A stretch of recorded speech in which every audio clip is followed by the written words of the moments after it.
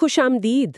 آج ہم لوہو قلم پر اپنی گفتگو کو وہیں سے جوڑ رہے ہیں جہاں پچھلی بار بات رکی تھی، یعنی پہلی نشست کا جو بقیہ حصہ ہے۔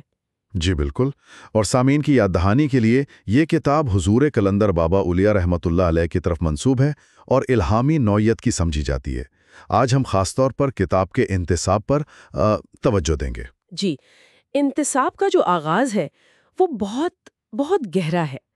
میں یہ کتاب پیغمبر اسلام حضور صلی اللہ علیہ وآلہ وسلم کے حکم سے لکھ رہا ہوں۔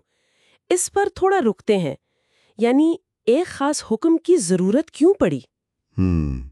دیکھیں، اگر متن کو دیکھیں تو وجہ یہ بتائی گئی ہے کہ انسانیت اور خاص طور پر امت وہ انبیاء کرام کی جو بنیادی تعلیمات تھی نا، ان کی روح سے دور ہو گئی تھی۔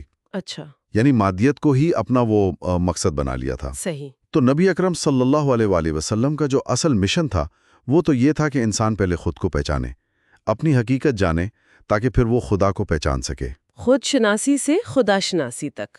جی بالکل۔ تو یہ کتاب گویا اسی طرف واپس لانے کی ایک کوشش ہے، اسی سمجھ کو زندہ کرنے کی۔ یہ تو بہت دلچسپ بات ہے، یعنی یہ معاملہ اپنی اندرونی کیمسٹری کو سمجھنے سے جڑا ہے، اپنے جسم، ذہن، روح کی کارکردگی، اس کو سمجھنا۔ بالکل بالکل، اپنی ذات کی ورکنگ کو سمجھنا۔ اور انتصاب میں ایک اور بہت اہم بات ہے کہ یہ حکم بطریق اویسیہ ملا۔ بطریق اویسیہ؟ اس کا کیا مطلب ہوا؟ جی، یہ بہت اہم نکتہ ہے۔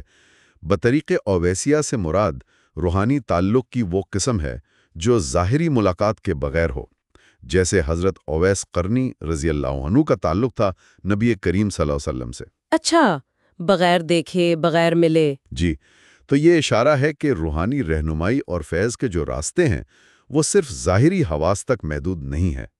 متن ہمیں اس لطیف ذریعے پر غور کرنے کو کہتا ہے۔ واقعی یہ تو ایک الگ ہی پہلو ہے۔ اچھا، اس میں یہ بھی ذکر ہے کہ آج کا دور علم والا ہے، سائنس کا بڑا اثر ہے۔ جی ہاں، متن کہتا ہے نا کہ سائنس کی ترقی نے شعور انسانی کو جس درجے پر پہنچا دیا ہے، تو کیا اب روحانی بات بھی سائنسی انداز میں ہوگی؟ ہاں، کچھ ایسا ہی سمجھ لیجئے۔ یعنی جب لوگوں کا شعور سائنسی انداز سے سوچنے کا عادی ہو گیا ہے تو اب صرف سنی سنائی باتیں، وہ میک بلیو شاید کافی نہ ہو۔ صحیح۔ اب ضرورت ہے کہ روحانی تعلیمات کو بھی ٹھوس حقائق، مشاہدات، شاید منطق کے ساتھ پیش کیا جائے تاکہ آج کا ذہن اسے قبول کر سکے۔ تو یعنی فکر کو اصل حقائق کی طرف موڑنے کی بات ہو رہی ہے۔ بالکل۔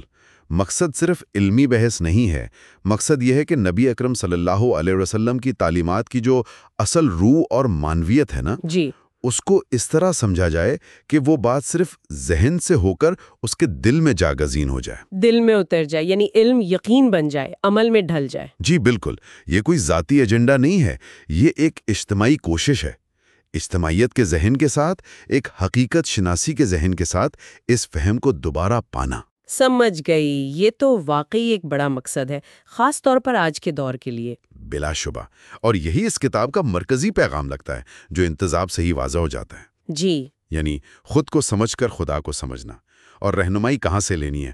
نبی اکرم صلی اللہ علیہ وسلم کی لازوال تعلیمات سے، لیکن پیش اس انداز میں کرنا ہے جو آج کے دور کو سمجھ آئے۔ واقعی اس انتصاب میں ہی غور کرنے کے لیے بہت کچھ ہے۔